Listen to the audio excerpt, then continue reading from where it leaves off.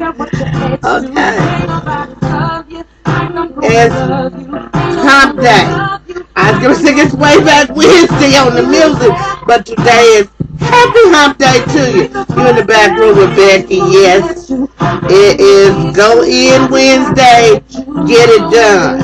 Whatever it is that you are trying to accomplish, whatever it is you hope to achieve. First of all, you got to believe. That's what's up. We listen to some good music. 1043. Don't forget to jam that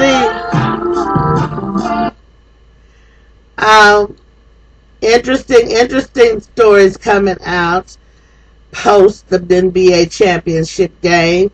And yeah, I'm makeup free today, and makeup free and sucker free. What's up? We just want to touch on this little rumor. You know, they were saying that LeBron James had something that was bothering him and that was keeping him from being focused on the game. And I like what the writer said. And I'll just tell you all, they're saying that this guy, Rashawd, oh Lord, I can't think of his last name. He plays for another basketball team in the league. I'm going to get it. I'm going to find it. But here's the gist of the story. Is that allegedly this other player in the NBA, might be a good thing not to use people's names. You can go and just look it up, and they'll say, you know, rumors cause LeBron James to be off his game. Now, it's about his baby's mama, okay, or babies, I don't know.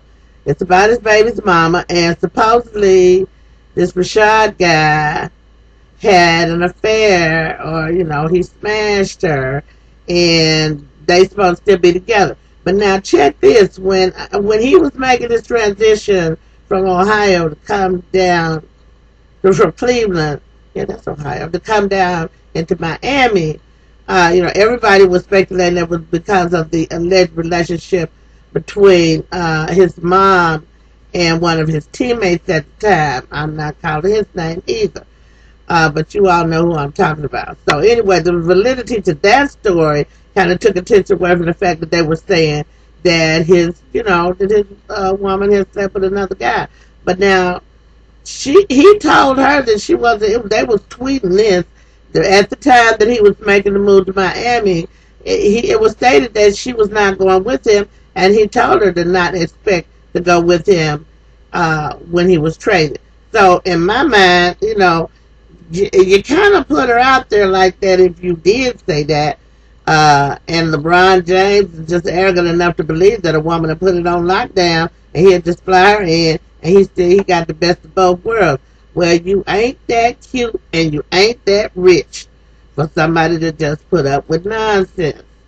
So, it's one of them things you have to be always aware of. One of my admirers is talking to me on Yahoo. Sorry. Okay. And you really do have to think about, like I said, you got to be accountable for what you say and what you do.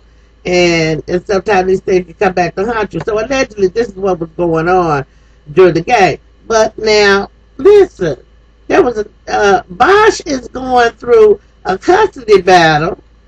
He played one of his best games ever. You know, Miller's little infant child had open heart surgery.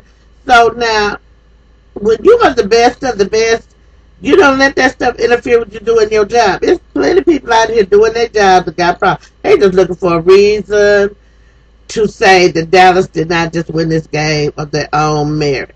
It's usually about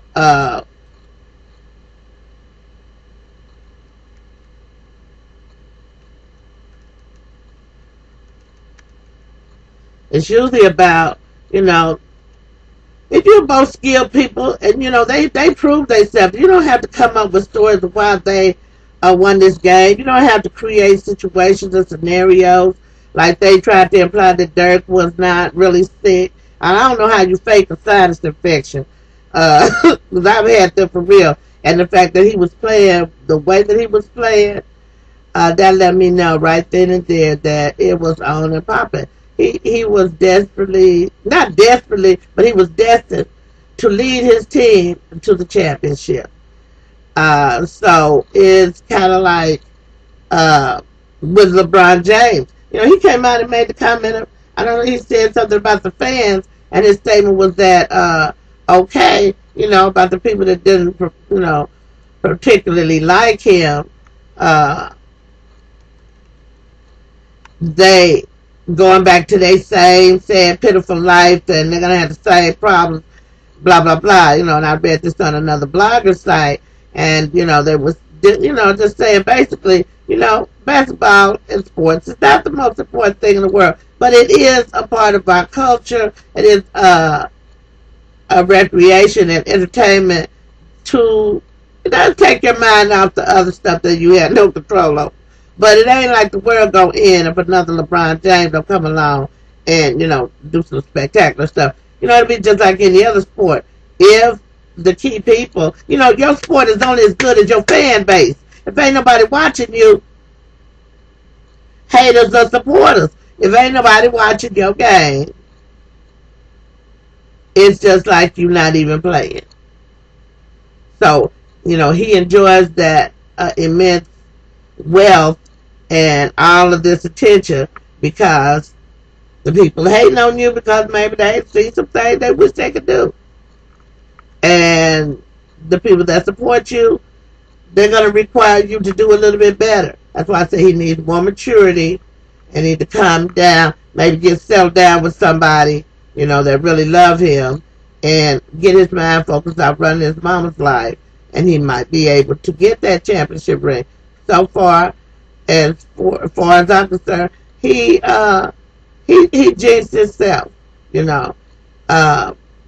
All the skill in the world and all of that in the world will not help you if your attitude sucks. You in the back room with Becky. It's hump day, so I'll be back to see y'all a little bit this afternoon and tell you what's popped up. Tell me what's popping up in your world. What did you come away from the NBA thinking? Did you learn anything new about the human spirit? If you didn't, you wasn't watching close enough. So, peace and love and understanding always for the people.